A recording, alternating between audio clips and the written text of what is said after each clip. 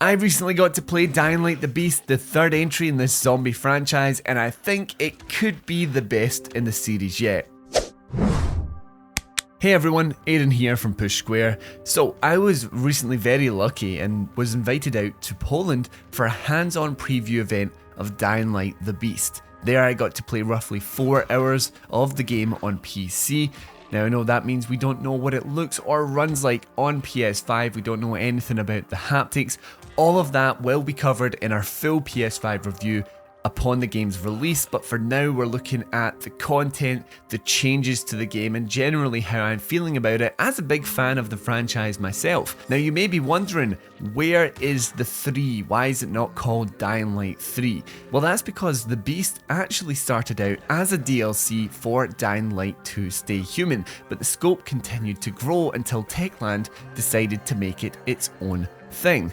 Now that means that it's not quite as big as the mainline entries, with the Beast supposedly being an 18+ hour adventure with its main and side content, so a decent offering, but a wee bit behind that 500 hour promise of the last game. However, if you've been a fan of the franchise since the first game in 2015 like I have, then you may be glad to hear that there's something almost intangibly familiar about this release.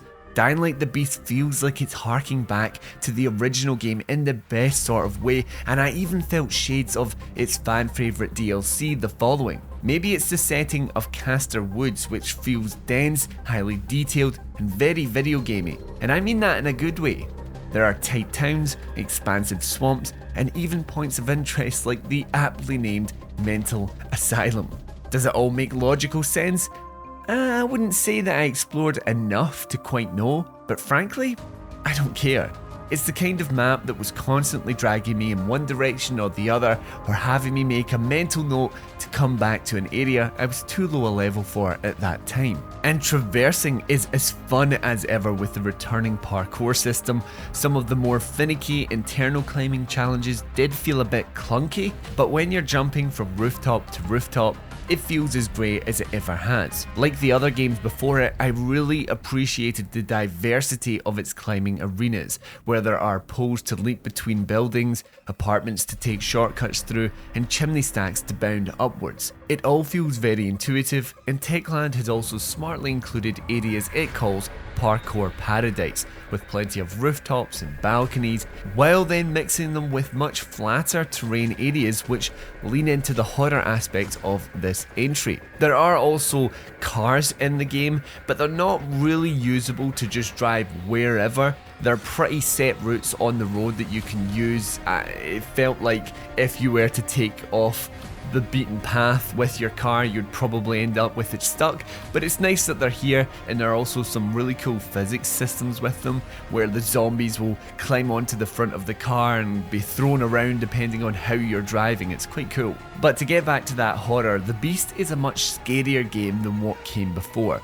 So I played on the hardest difficulty, which meant that even a collective of, let's say, 5 zombies could cause some serious issues if I wasn't careful. It forced me to utilise parkour and my tools while being tactical with the game's melee weapons and guns. It made combat encounters a lot more intense than what I remembered from the last game, but the nerves really are shot to bits when the sun goes down. As I hopped across the rooftops, seeing the sunset behind the town, I felt that anxiety that made the first game so damn special, and what's better is that sense of horror is amplified even further when the lights go out. The alpha zombies here, called volatiles, are the ultimate predator once more, and the game utilises this horrifying sound effect whenever you're within their line of sight. I was sitting on the edge of my seat during these segments and genuinely jumping every time I was spotted.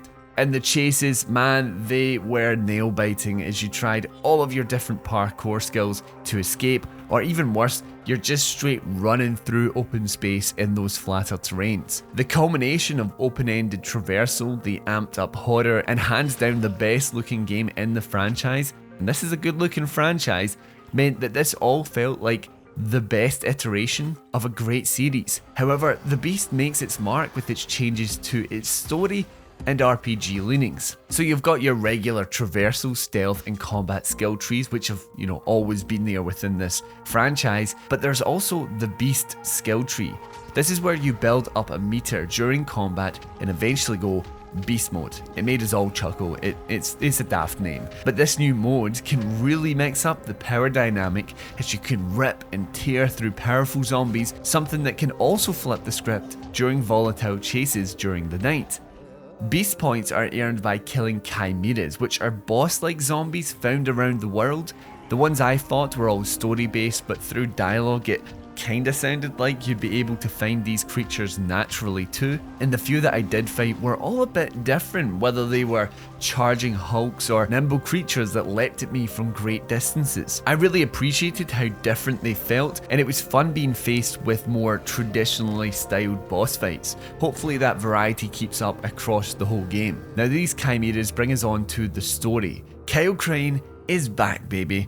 This is the protagonist from the first game, once again voiced by Roger Craig Smith, and for the last 10 years he's been an experimental guinea pig for the nefarious Baron. The point I played was really early on. I reckon I basically just missed the opening section, but the experiments carried out on Crane are what have given him his beastly powers, and he's trying to extract samples from the other experimental chimeras to expand his powers and take his revenge.